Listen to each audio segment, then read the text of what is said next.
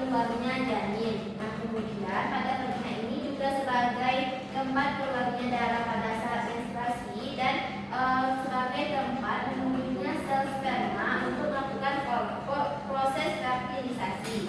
Nah, kemudian ada salurannya tadi, itu ada serviks. Nah, di mana serviks ini berfungsi sebagai penghubung antara vagina dengan uterus atau rahim. Kemudian ada rahim. Rahim di sini fungsinya untuk tempat menempelnya janin.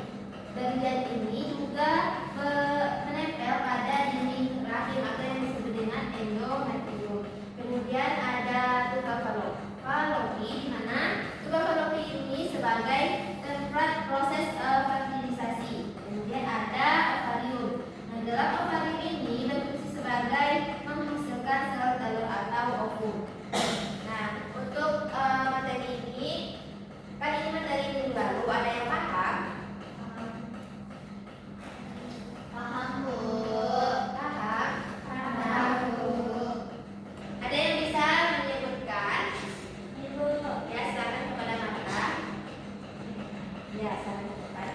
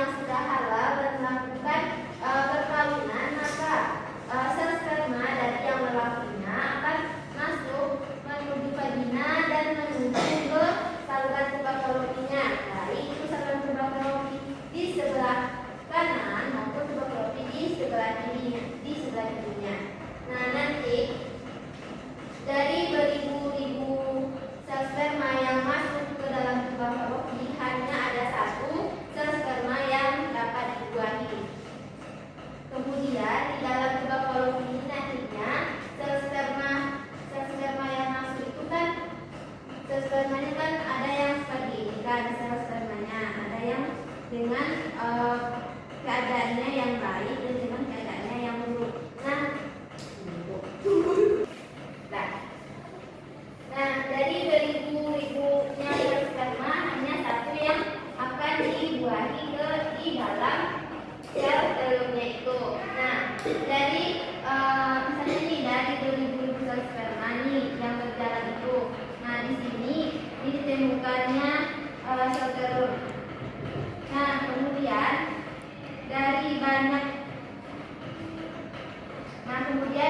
banyaknya sel sperma ini hanya satu yang bisa masuk ke dalam sel telurnya dan hanya satu yang bisa melebur di dalam inti sel telurnya itu.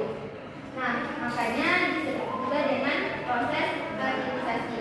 Nah, kenapa hanya satu yang bisa membuahi sel telurnya dari beribu-ribu sel sperma? Ada yang tahu? Karena sperma yang bagus kualitasnya dan yang dapat bertahan lama untuk menuju sel telur, maka itulah yang akan menjadi sel sperma dan itu yang akan dibuahi. Ya, betul. Karena dari beribunya sel sperma hanya yang satu yang dibuahi, karena satu sel sperma itu memiliki kekuatan dan keadaan fisiknya dari sperma itu dan kecepatan sel sperma itu dalam menembus sel telurnya.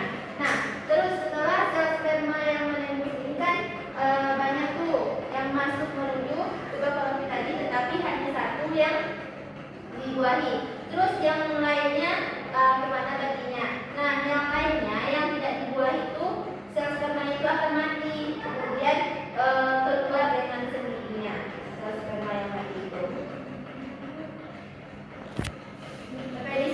Bu, ada yang ditanyakan? Yang pertama, Bu, tadi kan hanya satu lalu sel sperma yang akan dibuahi. Terus kalau untuk anak kembar itu gimana, Bu? Itu kan kalau kita kan ada dua. Ya. Apakah dia dari satu arah saja yang kembar itu atau dari kedua arahnya, Bu? Ya. Oh, ya. Nah, ada teman-temannya yang bisa menjawab. Nah, ya silakan. Baik, setahu saya itu ada yang spermanya yang memang dua memasuki sel telur dan ada juga satu sperma itu yang nantinya di dalam akan membelah lagi dan sehingga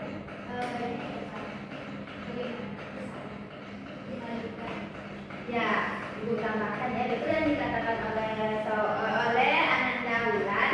Nah, betul, pada bayi kembar itu kan ada yang kembar identik dan ada yang kembar tidak identik. Nah, kalau pada kembar identik itu hanya satu sel sperma yang membuahinya, tetapi pada proses pembelahannya itu terjadi pembelahan menjadi dua sel telurnya, makanya itu menjadi bayi kembar yang identik.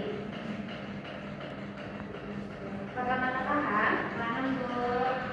Nah, Anda semua itu meminta Ananda membagi menjadi dua kelompok. Dan Ibu akan membagikan LKPD. Nah, untuk LKPD-nya ini silakan Ananda isi yang sudah Ibu jelaskan tadi dan juga silakan diceritakan sedikit yang pentingnya saja kesimpulan dari yang Ibu jelaskan tentang proses fertilisasi tadi. Silakan dibagi menjadi dua.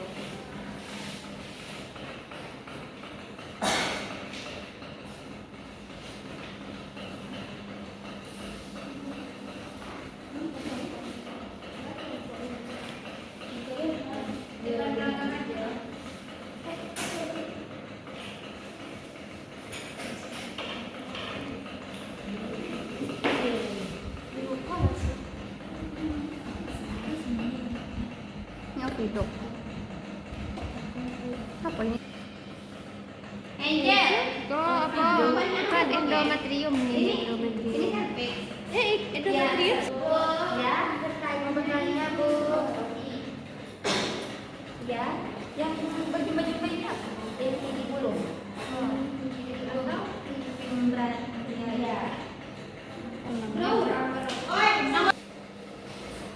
Dari yang KPD yang Ibu bagikan ada yang belum paham? Ada, Bu. Ya, Leonie. Di sini kan ada fertilisasi. Terus gimana perkembangan dari fertilisasi, Bu? Nah, proses perkembangan fertilisasi. Nah, kan Ibu sudah jelaskan tadi proses masuknya sel sperma menuju jubah Falopi yang akan melebur di dalam sel telur pada jubah Falopi. Nah, nanti di dalam sel telurnya itu kan sel spermanya itu kan sudah melebur. Nah, nanti di dalam di sel sperma yang sudah melebur ini nantinya akan keluar menuju dinding rahim. Nah, akan keluar menuju dinding rahim dan menempel pada bagian dinding rahim ini nantinya.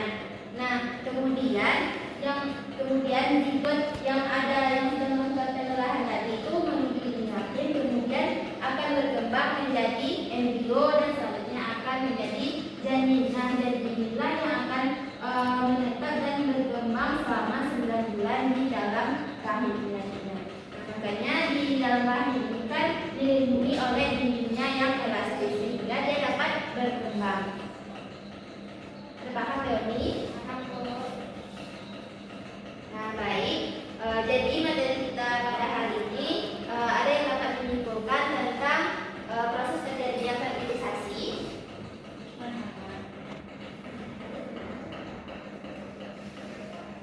Apa jadi fertilisasi bulan-bulan? Jadi ada yang bisa menyimpulkan materi kita tentang proses fertilisasi pada hari ini.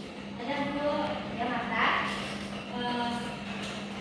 Kesimpulannya yaitu di mana proses fertilisasi yaitu proses peleburan sel sperma yang terjadi di jubah Falopi atau ovidum yang nantinya sperma itu akan berkembang di rahim membentuk zigot. Ya.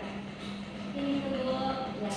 Nah, jadi dapat kita simpulkan proses fertilisasi itu seperti yang disebutkan oleh Nata itu peleburan sel sperma dengan sel telurnya yang terjadi di jubah Falopi, kemudian terjadi pengolahan dan menjadi embrio, kemudian keluar menuju rahim atau dinding rahim dan berkembang menjadi zigot atau janin selama 9 bulan. Kemudian setelah itu lahirlah kita atau seorang bayi.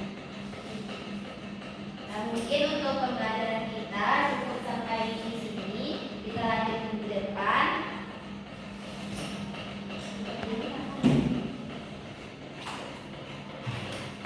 Di sini kita lanjut minggu depan.